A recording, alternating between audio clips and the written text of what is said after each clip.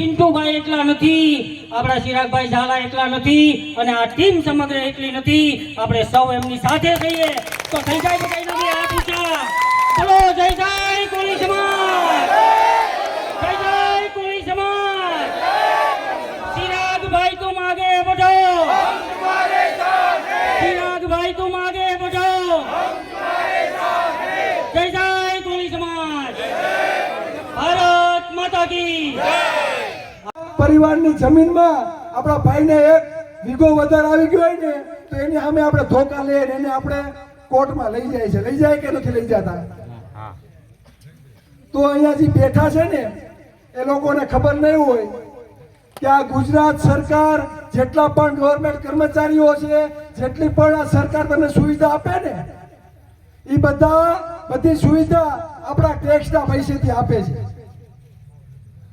દર વર્ષે પર વ્યક્તિ દીઠ તમે સવારે ઉઠો, બ્રશ કરો, તમે ગાડીમાં પેટ્રોલ નાખો, તમારા ઘરમાં અનાજ કરિયાણું તમે લ્યો, આ બધામાંથી જે ટેક્સ સરકારને જાય છે ને એ કેટલો ટેક્સ જાય છે ખબર છે તમને? પર વ્યક્તિ દીઠ 27,000 રૂપિયા તમે આ સરકારને ટેક્સ આપો છો વર્ષના. તમારા ઘરમાં 4 વ્યક્તિ હોય તો તમે 1 લાખ રૂપિયા તમે કોને આપો છો? આ સરકારને. 6 કરોડની વસ્તી આ ગુજરાતમાં હોય અને 2.5 કરોડની વસ્તી જો કોળી અને ઠાકોર સમાજની હોય તો તમે કેટલો ટેક્સ ચૂકવતા હશો? આ વિચારો. તો બિન અનામત વર્ગને અત્યાર સુધીમાં 2000 થી વધુ કરોડની ફાળવણી કરવામાં આવી. 10% વસ્તી બિન અનામત વર્ગને 2000 કરોડથી પણ વધારે રકમ ફાળવવામાં આવી છે. એટલે હજી 500 કરોડ આપો ઘટે તો અમને કઈ વાંધો નથી, પણ અમે જે ટેક્સ ચૂકવીએ છીએ અમે સામાજિક અને શૈક્ષણિક પછાત છીએ તો અમને શું? અમે કઈ ભાઈ પાકિસ્તાન થી આવ્યા ભાઈ? હે? આ દુબઈ થી આવ્યા? અફઘાનિસ્તાન થી આવ્યા? તો આવું કેમ થાય છે? કોળી અને ઠાકોર વિકાસ નિગમમાં અત્યાર સુધીમાં કેટલી ગ્રાન્ટ આવી હશે? કદાચ 300-400 અત્યારે એટલા વર્ષમાં. 2003-4 લગભગ બનેલું છે, આ 2026 હાલે છે. તો તમારી નજર સામે આપણા ટેક્સના પૈસા અને બીજાના દીકરા લીલા લહેર કરે અને આપણા અંદરો અંદર ધોકા લેવામાંથી નવરા નથી થતા. ચિરાગભાઈ નીકળ્યા તો વાય 10-15 જણા તૈયાર થાય કે આને કેમ પાડવો? એટલે ભાઈ અમે તમારા દુશ્મન નથી. દુશ્મન એવા લોકો છે કે તમારા ટેક્સના પૈસે 25,000 કરોડ 30,000 કરોડ ચોક્કસ સમુદાય માટે વાપરવામાં આવે છે અને તમે શું કરો છો? સવારે ઉઠીને ટિફિન લઈને દાડીએ.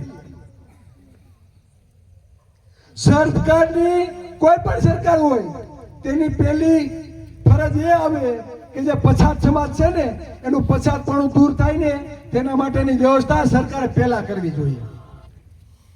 આરોગ્ય અને શિક્ષણ, આરોગ્ય અને શિક્ષણ દરેકને એક સન્માન મળે. ગરીબ પરિવાર હોય, છેવાડાનો વ્યક્તિ હોય કે કરોડ કે અબજોપતિનો પરિવાર હોય ને તેને પણ એક સમાન શિક્ષણ અને એક સમાન આરોગ્ય મળવું જોઈએ. આ સરકારની પહેલી ફરજ હોવી જોઈએ. આવું છે ખરા? આપણે સ્કેનર મૂકવા પડે કે ફલાણો ભાઈ છે 2.5 લાખની જરૂર છે, બધા મદદ કરો. હમણાં મારી પાસે નાના ભૂલકા 2-3 આવ્યા, 17 લાખ રૂપિયાની જરૂર ઓપરેશન માટે. વિચાર કરો, તમારી પાસે પૈસા ના હોય, ઓપરેશનના, તો વ્યક્તિને મરવા દેવાનો તમારા પરિવારને? ટેક્સ આપણે જખ મરવાને આપીએ છીએ આ સરકારને? હે? આપણા માટેની કોઈ જાતની વ્યવસ્થા નથી. ચોક્કસ સમુદાય માટે ફંડ વાપરવો અને આપણે મૂંગા થઈને જોતું રહેવાનું. વાસ્તવિકતા છે, ગંભીર બાબત છે, સમજો. કદાચ કોકને કડવું લાગશે પણ વાસ્તવિકતા છે. સાથી ઠોકીને કેવું પડશે, એમાં હાલશે નહીં. દૂધ ને દહીં લેવા જવું અને દોણો હંતાડવો એ આપણું કામ નથી. તમે ખાઈ ગયા છો તો ખાઈ ગયા છો. તમારી અસંખ્ય નોકરીઓ ખવાય છે અને આપણે શિક્ષણની મોટી મોટી વાતો કરીએ. આરક્ષણની વાત કરી, પિન્ટુભાઈએ કરી, દાદાએ કરી. હું તમને દેશી ભાષામાં સમજાવું આરક્ષણથી શું લાભ થાય.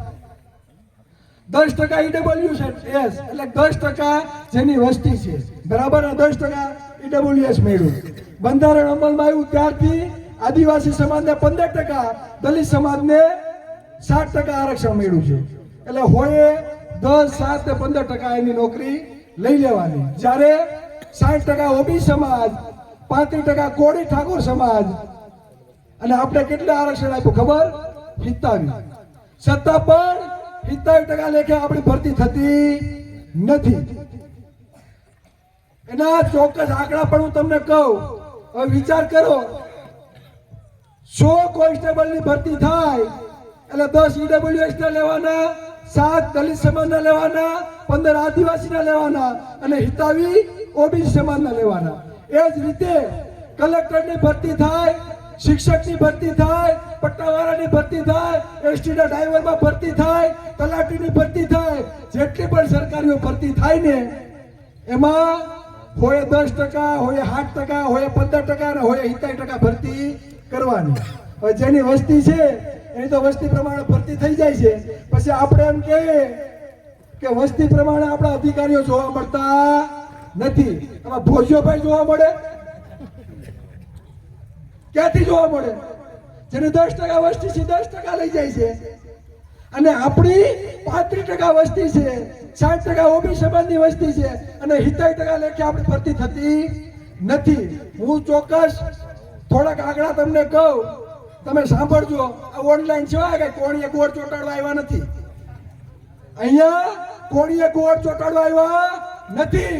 તમારા કાકા દીકરા કે પરિવારમાં કે તમારા ગામમાં કોઈ સરકારી નોકરી કરતા હોય ને એને પાસે બેસીને પૂછજો કે ચિરાગભાઈ કાલ કહીને ગયા ખરેખર સાચું છે કે ખોટું છે. 2019-20માં જીપીએસસી વર્ગ 1 અને 2 ની કુલ જગ્યાઓ 120 હતી. તેમાંથી 70% લેખે આપણા ભાગમાં 32 આવતી હતી. ફરી કેટલી ખબર? 19. 13 ખાઈ ગયા. ત્યાર પછી ધોરણ 1 થી 5 શિક્ષકોની ભરતી, કુલ ભરતી 4303. આપણા ભાગમાં 70% લેખે 1161 આવતી હતી. ભૈરી કેટલી ખબર? 693. ખાઈ કેટલી ગયા ખબર? 468. 70% માંથી ખાલી હોલ કરી. કોઈને ખ્યાલ હોય તો કહેજો. કોઈને ખ્યાલ છે? કોઈને ખ્યાલ નથી. આપણે હુતા છીએ જ. હજી હુતા રહેજો એટલે આમ નામ દાડિયા કરવાના જ વારા છે. ત્યાર પછી ધોરણ 6 થી 8 શિક્ષકોની ભરતી, કુલ ભરતી 4502. આપણે ઓબીસી ને 70% લેખે 1215 સીટો આવતી હતી ભાગમાં. ભૈરી કેટલી ખબર? માત્ર 693. 522 ખાઈ ગયા. આ કોઈને ખબર છે? પછી આપણે એમ કે આપણો શિક્ષક નથી દેખાતો, આપણો તલાટી નથી દેખાતો, આપણો પીઆઈ નથી દેખાતો. પછી આપણે ધોકા મારે, આપણે ગાયરું દે ને. કોળીનું લોહી ન હોય, આપણો હોય તો આપણી બળતરા થાય. શું? આપણો હોય ને તો બળતરા થાય, આપણો ન હોય તો બળતરા થાય નહીં. ને આ બધું સેટિંગ થાય. અજાણ્યા શખ્સો. ગ્રાન્ટેડ ઉચ્ચતર માધ્યમિક શાળામાં શિક્ષકોની ભરતી, કુલ જગ્યાઓ 3994. 70% લેખે આપણા ભાગમાં આવતી હતી 1078. ભૈરી કેટલી ખબર? 562. ખાઈ કેટલી ગયા? 516 સીટો. 70 માંથી ખાલી 14% ભરતી કરી. એટલે હવે તો ઈ નથી થતું. 70% આરક્ષણ આપે છે કે 14 કે 15% જ આરક્ષણ આપે છે? આવું તમને કોઈથી કીધું? કોઈએ? સાચું બોલો. કોઈથી કીધું? કોઈએ? હવે બીજી એક વાત. ડોક્ટર સાહેબ અહીંયા બેઠા, બરાબર? સાહેબ, મેડિકલ ક્ષેત્રમાં જવું હોય, બીએચએમએસ થવું હોય, એમડી થવું હોય, સર્જન થવું હોય તો અત્યારના સમયમાં તમારી પાસે 60-70 લાખ કે 1 કરોડ હોય ને તો તમે એમડી ડોક્ટર થઈ શકો. સાહેબ સાચી વાત? એમબીબીએસ ડોક્ટર થવું હોય એટલે 1 કરોડ 30 લાખ રૂપિયા જોઈએ. જો આ ડોક્ટર સાહેબ કહે છે. હવે તમારે ઉઠીને 300-400 રૂપિયા દાડિયા જવું, મજૂરી કામ કરવું, તો તમારા બાલ બચ્ચા ડોક્ટર બની શકશે ખરા? બની શકશે ખરા? તો આ જાગૃતિ માટે અમે છે ને અહીંયા આવ્યા છે ને, બરાડા નાખીએ છીએ. તમારી વાસ્તવિકતા તમારા સુધી કોઈ પહોંચાડી જ નથી. પછી આમાં આપણું પછાતપણું દૂર ક્યાંથી થાય? પાટીદાર સમાજ અને ક્ષત્રિય સમાજના આંદોલનકારીઓના કેસો પાછા ખેંચાઈ જાય. હે, આપણે વાંધો નથી, ભલે ખેંચાઈ જાય, આપણે આનંદ છે કે પણ એને કઈ અલગથી ઘૂઘરા બાંધેલા છે? હે, અલગથી ઘૂઘરા કઈ ઘડેલા છે કે આ કોળી કઈ કતરૂપા હોય કે નો ગમતા હોય આવું બને? પણ નહીં, રાજકીય પક્ષો છે પ્રાઇવેટ કંપની બની ગઈ, ચોક્કસ સમુદાય માટેનો વિકાસ થાય છે. આપણો કોઈ ફોજીઓ ભાઈ ભાવ પૂછતું નથી. રૂપાણી સાહેબ મુખ્યમંત્રી બન્યા એ પેલા રૂપાણી સાહેબ ને કોઈ ઓળખતું હોય તો હાથ અધર કરો, લેજો ભાઈ, કોઈ નહોતું ઓળખતું. ભૂપેન્દ્ર પટેલ મુખ્યમંત્રી બન્યા ત્યારે ભૂપેન્દ્ર પટેલ ને કોઈ ઓળખતું હતું? પેલા નહોતું ઓળખતું, તો મુખ્યમંત્રી બની ગયા કે ન બની ગયા? ગૃહમંત્રી હર્ષ ને કોઈ ઓળખતું હતું? કોઈ નહોતું ઓળખતું ને. મારો બેટો ગૃહમંત્રી બની ગયો કે ન બની ગયો? પછી હમણાં મંત્રીમંડળમાં ફેરફારો કરવાના હતા. અમે તો બહુ આપ્યું કે આપણો મુખ્યમંત્રી બને, આપણો ઉપમુખ્યમંત્રી બને. મારો બેટા હર્ષને બનાવી દીધો ઉપમુખ્યમંત્રી. આને તો કેવા ગુણો હશે આ બધામાં મને તો એ ખબર નથી પડતી.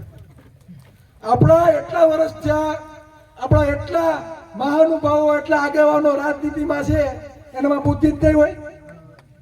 બુદ્ધિ આ લોકોને જ આપીને આપણા આગેવાનોને પાણી આપી છે એવું છે? એવું નથી. તમે ઇતિહાસ તપાસો ને તો આઝાદી પછી જેના માત્ર 2% મત છે ને એના કેટલા મુખ્યમંત્રી બન્યા ખબર? 8 મુખ્યમંત્રી બન્યા. 8. જેના 5 કે 6% મત છે એના કેટલા મુખ્યમંત્રી બન્યા ખબર? 6 વખત બની ગયા. જ્યારે અમારો 35% ભોળો કોળી સમાજ તમારો મુખ્યમંત્રી કેટલી વખત બન્યો? 1 વખત બન્યા, માધવસિંહ સોલંકી. અને માધવસિંહ સોલંકીને હું અહીંથી નતમસ્તક વંદન કરું છું. એને જ્યારે ચૂંટણી ઢંઢેરામાં એવું કીધું કે અમારી સરકાર બનશે ને તો હું આ ઓબીસી સમાજની નું આરક્ષણ ચાલુ કરી આપીશ. પણ જ્યારે એની સરકાર પણ બની ગઈ દાદા, અને જ્યારે આપવાનો વારો આવ્યો ને ત્યારે આ 2-3% લોકોએ પ્રેશર કર્યું કે માધવસિંહ તમારે આ કઈ આરક્ષણ કઈ દેવાનું નથી. તેથી આ કોળીના દીકરા એવું કીધું હતું કે મેં મારા સમાજને વચન આપ્યું છે અને તમારે જો એને આરક્ષણ ના આપવું હોય ને તો આ મારા મુખ્યમંત્રીમાંથી રાજીનામું. આ કોળીનો દીકરો હતો. પણ આપણે ઓલો મોદી વિકાસ વિકાસ વિકાસ વિકાસની વાતો કરે, પણ વિકાસની વાય આપણા આ કોળીની પત્તે ઠોકાઈ ગઈ, એમાં કોઈ ધ્યાન દેતું નથી. સમજો, તમારામાં શિક્ષણ ના આવે એટલે સરકારી શાળાઓને તાળા લાગી ગયા છે. જો આમ નામ રહ્યું ને તો આપણે આવનારી પેઢી છે ને આપને ગાળો દે, ગાળો. અમે અહીંયા તો વાવેતર કરવા આવ્યા છે, કદાચ આ ફળ નહીં મળે પણ આપણે આવનારી પેઢીને તો મળશે કે નહીં? દેખી તો અન્યાય થાય છે, છતાં જો આપણે કઈ બોલવું ના હોય તો આપણે ગુલામી સ્વીકારી લીધી એવું સાબિત થાય છે.